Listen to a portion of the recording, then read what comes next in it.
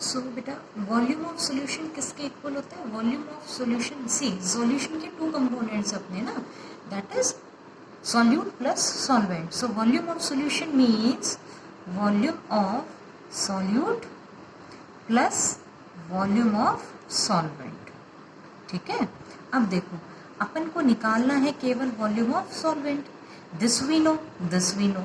चलिए, तो volume of solvent it will be equal to volume of solution minus volume of solute. कर दीजिए minus. So solution का volume आपका कितना है? अभी आपने देखा था ना टेस्ट में, इट इज 33.3. ठीक है, volume of solution is 33.3 ml minus volume of solute. Solute का वॉल्यूम कितना था आपका? गिवन था वो 16. माइनस कर दीजिए. ठीक है, and you will get the answer. Answer आपका कितना आ जाएगा इसमें? 17.33 ml. ठीक है, ओके बेटा. चलिए, समझ में आ गया ना किस तरीके से करना है. देखो इस केस में अगेन परसेंटेज गिवन था, सॉल्यूट का वॉल्यूम गिवन था एंड सॉल्वेंट पूछ रखा था.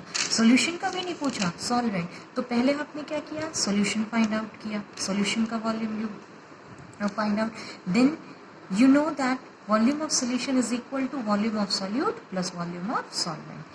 Then just put the values and find out the volume of solvent. So now don't forget to write down the statement at last that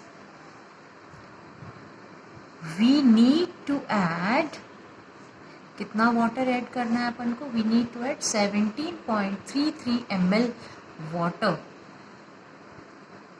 to 16 ml of acetone. ठीक है, इतना water हमें add करना है इसमें ताकि आपका 48% क्या बन पाए? सॉल्यूशन बन पाए. ठीक है, चलिए now next question. Next question देखिए. The question is if 110 gram of copper sulfate, 110 gram of copper sulfate is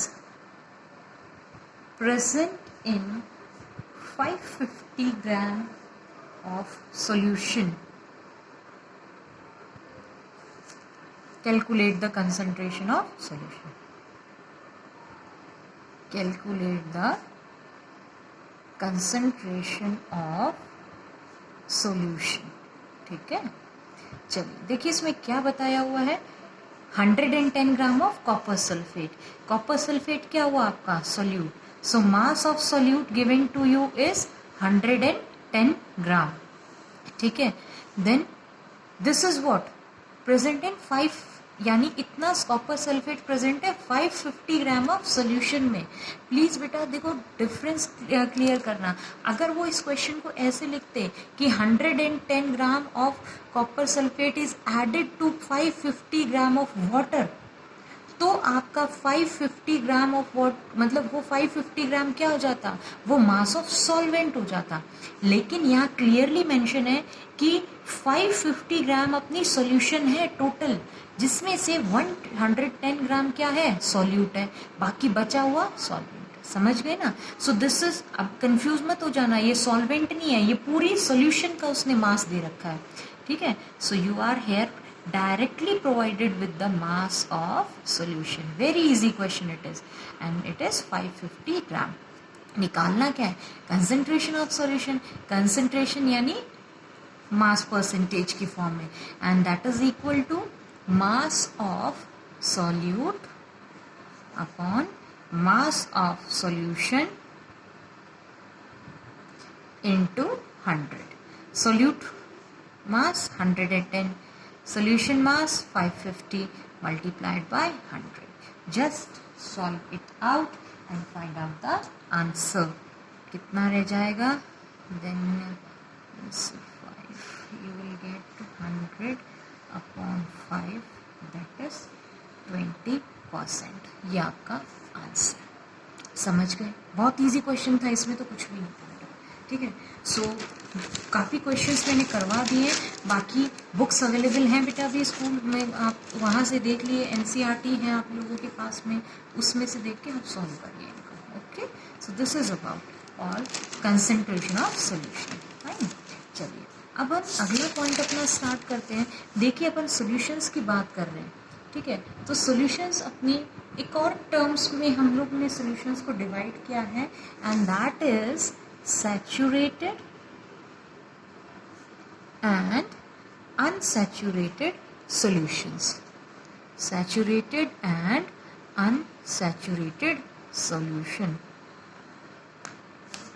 ठीक है बेटा, चलो तो अब हमें समझना है कि सैचुरेटेड और अनसैचुरेटेड सॉल्यूशन का मतलब क्या होता है। ठीक है, तो सबसे पहले हम इसमें लेते हैं अनसैचुरेटेड सॉल्यूशंस। देखो सिंपल सी बात है इसमें, अपन एक एग्जांपल लेते हैं इसमें। Suppose we take sugar in water, we are making a solution of sugar in water, we are dissolving sugar in water. ठीक है, सी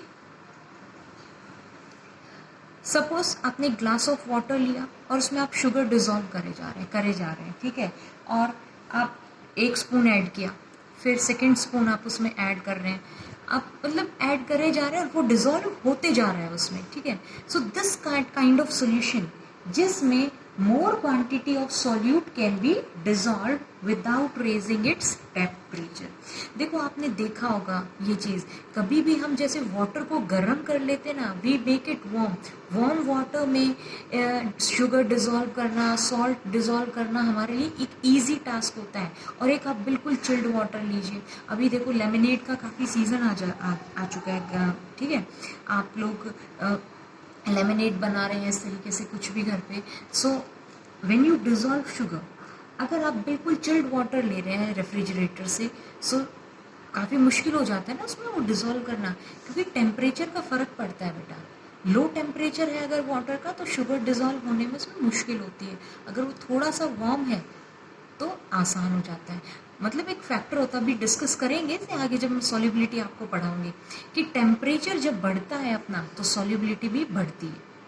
ठीक है, टेम्परेचर डिपेंडेंट है सॉल्युबिलिटी आपकी। ठीक है, तो वही चीज़ इसमें बताई गई है कि अगर एक टेम्परेचर फिक्स है, सपोज अपना टेम्परेचर भी फिक्स है 30 डिग्री सेल्सियस, इसी 30 डिग्री सेल्सियस पे हम लोग एक अमाउंट ऑफ शुगर डिसॉल्व करे जा रहे हैं। ठीक है, तो ऐसी सिचुएशन जब मोर अमाउंट ऑफ सॉल्ट और शुगर कैन बी डिसॉल्व, उस टाइप की सॉल्यूशन को क्या कहते हैं, अनसैचुरेट। मतलब अभी उसमें डिसोल्यूशन और हो सकता है, आप और भी शुगर या और भी सॉल्ट उसमें डिसॉल्व कर सकते हैं। ठीक है, सो डेफिनेशन वाइज हम उसको क्या लिखेंगे, अनसैचुरेटेड सॉल्यूशन क्या होगी बेटा आपकी, is solution in which more quantity of solute can be dissolved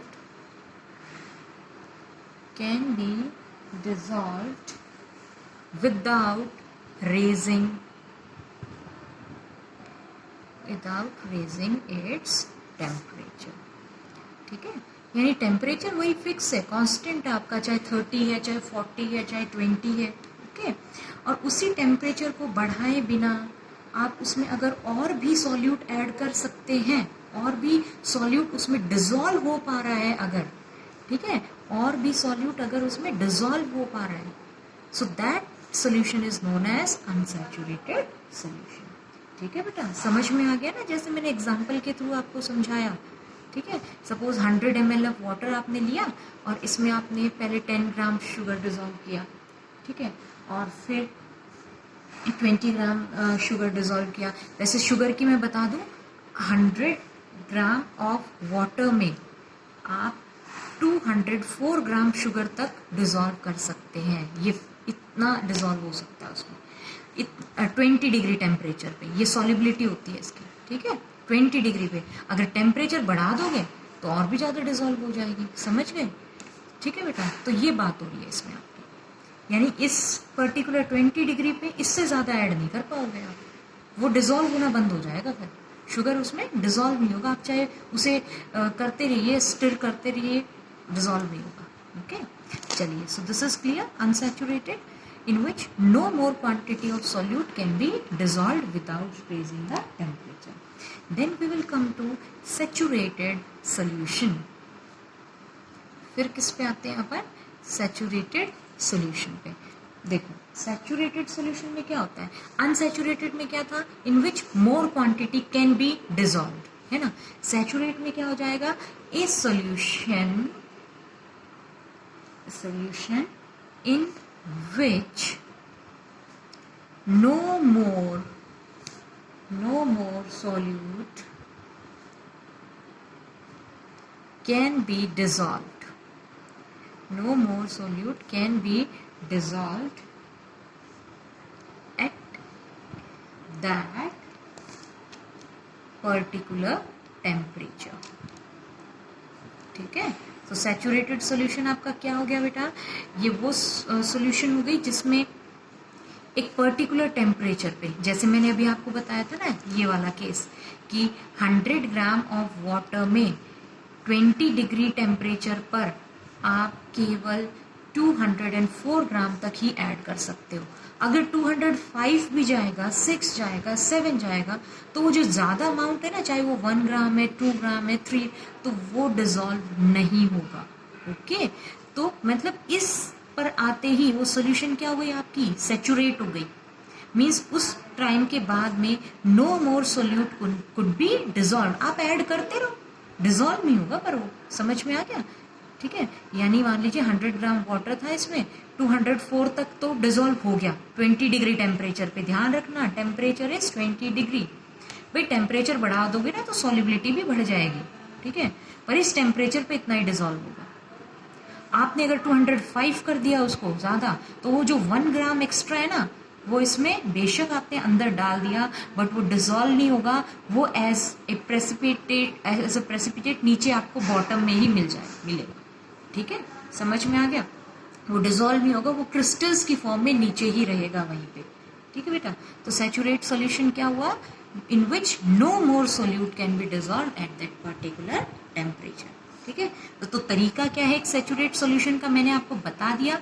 water लीजिए, ठीक है, उसमें 1 स्पून ऐड करो, 2 स्पून ऐड करो, 3 स्पून ऐड करो। ठीक है, अगर मैं सॉल्ट का बताऊँ आपको, ठीक है, सॉल्ट जो कॉमन सॉल्ट अपन यूज करते हैं NaCl, so common salt 20 degree temperature पर, कॉमन सॉल्ट 20 डिग्री टेम्परेचर पे 100 ग्राम वाटर में कितना डिजॉल्व हो सकता है, ओनली 36 ग्राम, केवल 36 ग्राम सॉल्ट डिजॉल्व हो पाएगा उसमें। ठीक है, तो 36 ग्राम तक अगर आप ऐड करेंगे, it will be getting dissolve. अगर थोड़ा और ऐड किया इससे ज़्यादा तो डिजॉल्व नहीं होगा, वो वहीं नीचे क्रिस्टल्स की फॉर्म में रहेगा। समझ में आ गया। और जब आप देखो कूल करते हैं इसको, तो वो सेपरेट आउट हो जाएगा क्रिस्टल्स की फॉर्म में। ठीक है, तो ये तरीका है बेटा आपका, समझ में आ गया। चलिए, तो सैचुरेटेड, ठीक है, और सैचुरेटेड सॉल्यूशन में जो अपना रेट ऑफ डिसोल्यूशन होता है, जब एक सॉल्यूशन सैचुरेट हो जाती है तो उस दौरान जो उसका रेट ऑफ डिसोल्यूशन है वो किसके इक्वल हो जाता है, रेट ऑफ क्रिस्टलाइजेशन के। ठीक है, समझ में आ गया, यानी वो क्रिस्टलाइज होना शुरू करता है, उसके क्रिस्टल सेपरेट होने शुरू करने लग जाते हैं। Then next we will talk about solubility. Solubility क्या होता है, चलिए, तो व्हाट इज सॉल्युबिलिटी, जैसे मैंने अभी आपको बताया, it is the maximum amount of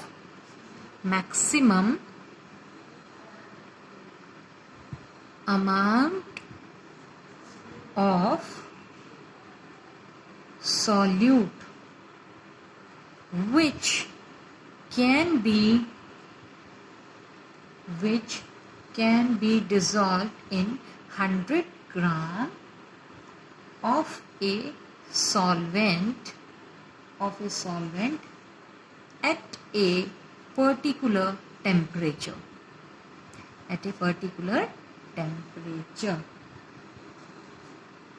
ठीक है, समझ में आया। तो सॉल्युबिलिटी क्या है, it is the maximum amount of solute, जो अभी आपको समझाया था कि 100 ग्राम ऑफ सॉल्वेंट में 100 ग्राम ऑफ सॉल्वेंट में आप मैक्सिमम कितना सॉल्यूट ऐड कर सकते हो, उसको क्या कहते हैं, सॉल्युबिलिटी.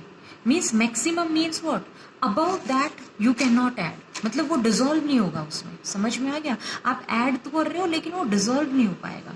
ठीक है, तो what is solubility? It is the maximum amount of solute which can B dissolved. वो डिजोल्व हो रहा है उसमें. ठीक है, देखिए अब हम इसको समझते हैं कुछ एग्जाम्पल से.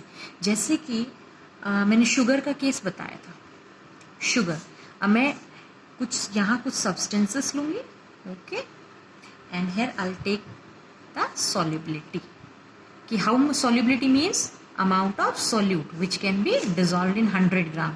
तो सॉल्वेंट तो 100 ग्राम फिक्स है अपना, और टेम्परेचर हमने इस कंडीशन में फिक्स किया अपना 20 डिग्री. तो sugar at 20 degree which can be dissolve in 100 gram is 204 ग्राम.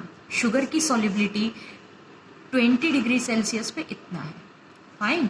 अगर मैं कॉमन सॉल्ट की बात करूं, NaCl, सोडियम क्लोराइड, सो इसका सॉल्युबिलिटी 36 ग्राम. फाइन, मतलब इस टेम्परेचर पे only 36 gram of salt can be dissolve in water. More than that no, it could not be dissolve. Fine. Then if I talk about copper sulphate, copper sulphate, इसका solubility है बेटा 21 ग्राम.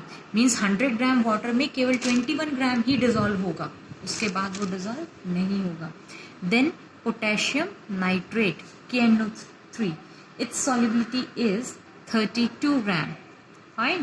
Then potassium chloride, KCl, its solubility is 34 gram.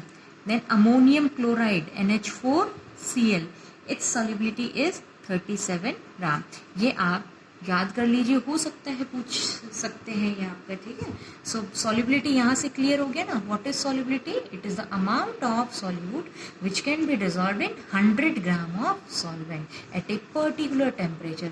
अब देखो बेटा, ये जो amount है ना, ये केवल 20 डिग्री पे है. सपोज 30 डिग्री अगर आपको दें तो ऑफकोर्स ये चीज़ नहीं रहेगी, ये बढ़ जाए अमाउंट. देखो मैंने अभी कहा था ना, सॉल्युबिलिटी टेम्परेचर इंक्रीज करने पे इंक्रीज हो जाती है सॉलिड्स की. ठीक है, तो this is the amount of solute only at 20 degree, केवल 20 डिग्री पे.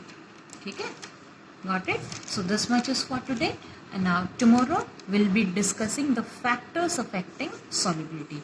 What all are the factors? So basically this are temperature, pressure and all, that we will do tomorrow. Okay, thank you बेटा.